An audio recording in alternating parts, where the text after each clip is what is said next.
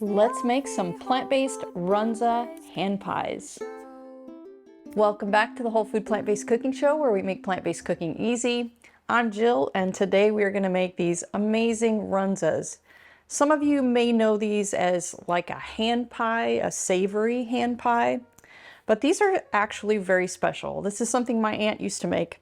My whole childhood, I remember these, and I just learned that they're actually specific to the area that I come from, which is around the Lincoln, Nebraska area. They're called Runzas. They have a kind of a German origin. They kind of come from the pierogi, if you've ever had pierogies. It's kind of a dough filled pocket that has all different kinds of flavors in it. But this in particular is a cabbage and ground beef based hand pie. So we're going to jump right in. I'm going to make you a delicious plant-based version of that. We're going to start with half of a large onion. I'm just going to get that sauteing here. And I just have my dry pan.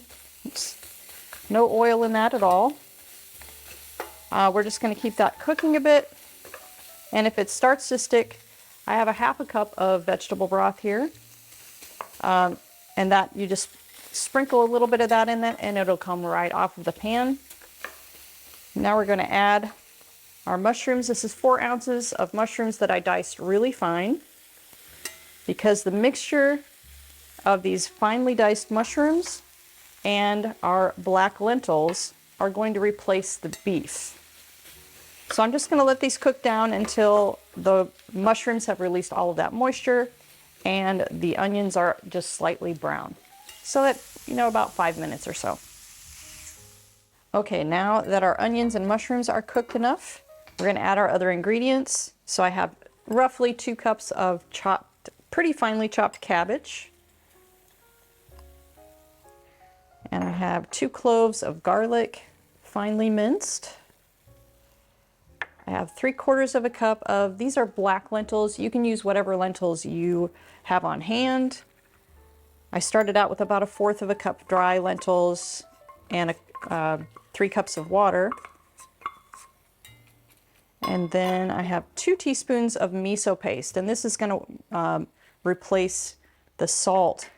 It's a healthier version of salt to make this salty, because usually the flavoring or the seasonings for this this hand pie or this runza is really just salt and pepper. So we're just going to add a little bit of cracked pepper in there. And then we're going to let this cook down until that cabbage is completely soft. So 15 to 20 minutes maybe. And then I still have my vegetable broth here. I've already used a little bit, but if it does start to stick just a little bit, keep adding this, and we're going to use all of this in that process. Okay, so now our filling is done. I've just got it sitting back there so it can cool off a little bit.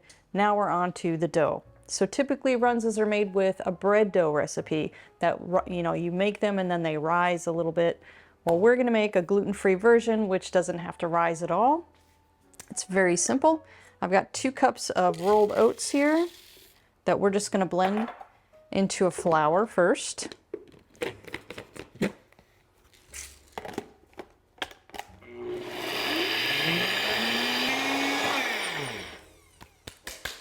Okay, so now we're going to put this in our bowl, along with, I've got a half a cup of flax meal or ground flax, and that's really what's going to hold this dough together, and a half a cup of arrowroot powder or arrowroot flour, 2 teaspoons of baking powder, and then I have a 1.5 cups of sweet potato puree. And this happens to be white sweet potatoes. You don't have to use specifically sweet potatoes. You could use the orange ones. The white ones tend to be a little bit more floury, a little bit more dry, which really is a benefit to this recipe. So you might just use just slightly less of the orange, if you're using an orange sweet potato. So we're going to stir the flours together first, just to get them mixed a little bit. And then we're going to toss in our sweet potato mash here. And then I have 2 tablespoons of lemon juice. And that's just gonna help it all come together too and give it just a little bit more flavor. Now this part just takes a little bit of patience. You know, you're just gonna keep kind of cutting into it like a pastry. You could use a pastry cutter even, or you could just mix this with your hands. That would be fine too. So I'm just gonna keep mixing this and I'll show you what the dough looks like when it's all together. Okay, so now that we are totally mixed in here, come on and take a look. This is kind of the consistency that you want. You really just want it to be able to stick together. And if your sweet potato is really dry like mine was, I had to add just a little bit of water at a time just to get it to this where it will stick together and not fall apart and crumble apart. All right, I'm gonna clear this stuff out of the way and then I'll get my other tools together and the filling, and I'll show you how to put them together.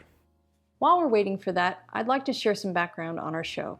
The Whole Food Plant-Based Cooking Show is crowd-funded, which means these free weekly recipe videos, along with our entire catalog of free printable recipes on our website, plantbasedcookingshow.com, and our Plant-Based Cooking Made Easy cookbook series, are all made possible in part by the generous patronage of our supporting membership community. So if you love our recipes, I invite you to join us on our mission to make plant-based cooking easy, and follow the link in the description to become a supporting member today. There's no denying the plant-based diet is a nutrient powerhouse, but did you know there are a handful of hard-to-get nutrients even well-crafted diets are often lacking? The latest research suggests that complementing your diet with a few specific vitamins, minerals, and omega-3s will help boost your energy and keep you thriving for the long term. That's why my daily health routine includes Complement Essential. Complement Essential contains the 8 critical nutrients lacking from most plant-based diets in dosages optimized specifically for us. Plus, Complement is completely transparent about ingredient sourcing and third-party testing, publishing the results directly on their website. As a special discount for our viewers, just use code PLANTBASEDEASY at checkout to save 15% off of your order. All right, I've got my other stuff laid out here. I'm gonna use a tortilla press because that is the simplest, easiest way to do it, and they make these nice little crescent-shaped hand pies. Otherwise, you could just roll this dough out in between 2 pieces of parchment paper and cut them into rectangles and do it that way. So this dough will make 8 of these hand pies. So I've mounded up my dough here and I'm just gonna cut it in 4 into quarters. And then each one of these sections will make 2. So I'm just gonna section it there, press it into a ball, you know, and then your tortilla press, I've just put a piece of parchment paper here, or you could use like a Ziploc bag or something like that, or some saran wrap. That works too. I just like to use the parchment paper because, you know, it's not plastic. So we're gonna set that right in the center. I press it down just a little bit, press that down. And the dough is a little bit tough, so you got to use a little bit of muscle in there. See how big they are there. Maybe a little bit flatter, because you want it to be pretty thin so that when you fold it over, you don't get a super, super thick dough, because you want to be tasting more of your ingredients than dough, because it has much better flavor. All right. There we go, just like that. And I'm gonna put the filling on there, but I'm only gonna put it on one side because I'm gonna fold it over onto itself. So we're just gonna put a mound of this. And really, if you didn't wanna make these into hand pies, this mixture right here is delicious. You could eat this by itself. But these are just really great. They're handy. You can pack them in your lunch. You can eat them, you know, you don't need a fork or a plate or anything. You just eat them with your hands, just like a sandwich, pretty much. All right, so now we're just gonna fold that over. This is where you gotta be a little bit, you know, just patient, because you don't want the dough to crack and break. But if it does, you really can just squeeze it back together. So you're folding it over on itself, and then you're just kind of crimping or like pinching the edges together. And it doesn't have to be sealed completely because this isn't a super juicy mix. It's not gonna really ooze out a whole lot. You're not gonna have a lot of moisture. You just want it to stay together, especially when you're eating it. All right, there we go. There's one hand pie, just like that. I'm gonna place it here on my baking tray that I've already lined with baking paper or parchment paper, just so it doesn't stick to it. I'm gonna make the rest of these and then we'll get them into the oven. Okay, there we go. 8 of these guys. All right, so I already have my oven preheated to 350 degrees. We're gonna pop them in for 30 to 35 minutes.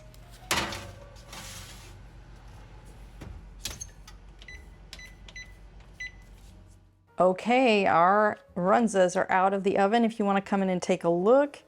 And if you notice, they don't turn this rich brown color like the regular runzas would, because they use a bread dough and it has some oil in it, or you can coat it with oil that turns it that nice brown color.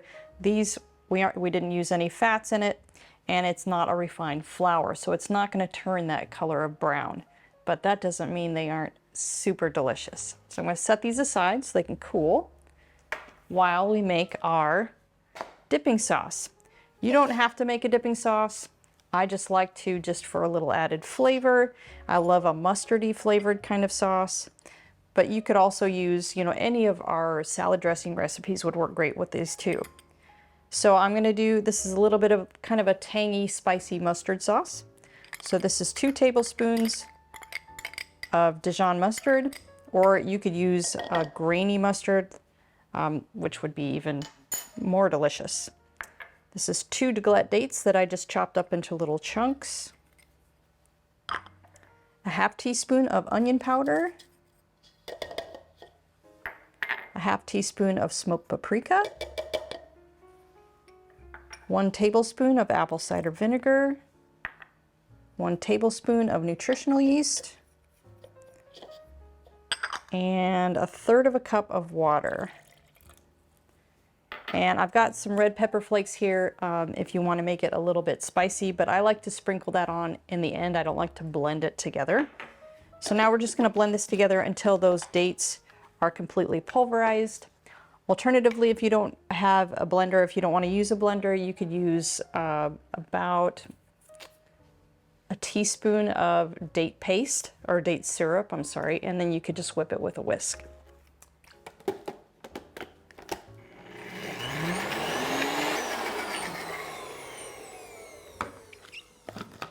All right, there we go for our very, very simple mustard dipping sauce. I'm gonna grab a plate and I'll meet you at the table for a taste.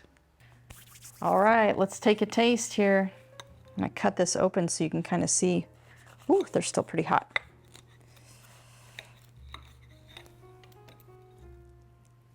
Look at that. Ooh, steamy. All right, dip it in a little sauce.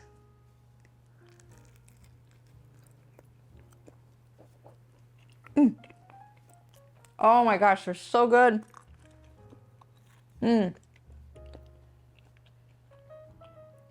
Brings back so many memories of eating these that my aunt would make. They're delicious. You're gonna love them. Come on back next week for another great recipe.